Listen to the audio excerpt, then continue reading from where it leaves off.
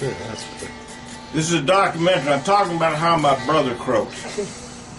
It was about 2 months ago, and he was morbidly obese and had a lot of other problems too. But he was in the middle of adjudicating, or I shouldn't say that, but being in charge of the disposal of executor is the word I was looking for, of my father and my stepmother's will.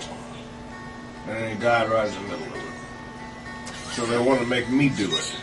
But I'd do it. You know how he died? He went into the hospital to have his stomach tied or something. What did they do? They cut your stomach half out and tie it up and knot?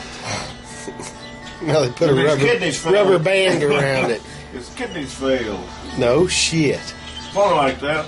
He was a lifer in the submarine service. I asked him one time, I said, what did you do on that submarine? I was curious, because they're out there, as you know, for months at a time. And if he'd met his wife, you'd realize that was a really good idea. To be gone a long time. In fact, he was kind of married in a shotgun wedding because one of his fellow sailors took him home when they were on leave to, I think it was Detroit. And then my parents got a call, and John says, I'm getting married up here, you need to come up for the wedding. And he married this guy's sister, Eileen.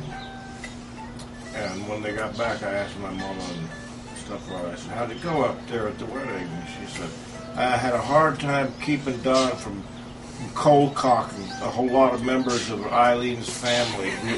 He came very close to fist fights. I said, that bad, huh? Yeah. Anyway, that's what he did when he's on the submarine. I expected that he had some pretty high-tech, incomprehensible job. And he said, run the Xerox machine.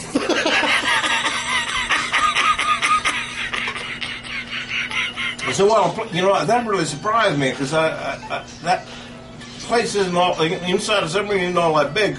Couldn't you, what did you have to Xerox? I mean, couldn't you just run and tell everybody what you had to run? Oh, no, we got orders of the day and orders of the week and all that stuff. We got to take care of it.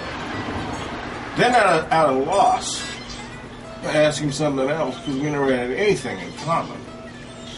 I searched around in my memory banks, and I said, well, tell me something. Do you have any nuclear bombs or missiles on that submarine?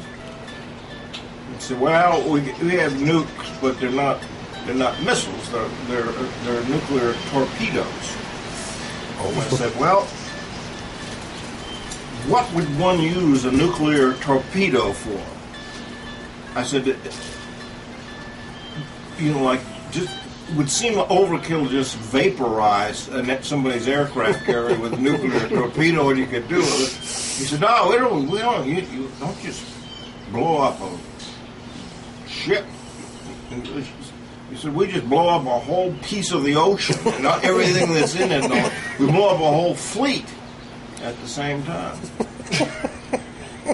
That's actually kind of terrifying. I was terrified, and I said, John, this was in New York City, and he came out of nowhere and visited Nelson on the Lower East Side of New York City because he was on leave there. And I guess it was my brother. I had talked to him, but I hadn't had anything to say to him since I was about 7 years old. So I said, well, that seems kind of dangerous to shoot off a nuclear when you're under the water and you're shooting off a nuclear torpedo that's going to blow up a whole section of the ocean. I said, what do you do after you let that go? He said, oh, we turn around and we go full speed the other direction. He said, they tell us we got a 50-50 chance of getting away after we do that. I said, well, I heard that those nuclear subs are pretty fast underwater. I said, can you tell me how fast you can go to get away from the bomb before it goes off? He said, can't tell you. It's classified. I said, John, your brother. He said, no, we can't tell you how fast they can go underwater. It's classified. I said, John, the Russians already know. They know how fast your submarine could go. Why don't you tell me? He said, no, pretty fast. I said, well, like 60 knots, something like that. He said, can't tell you. Never did. You know, he's dead, and I'll never know.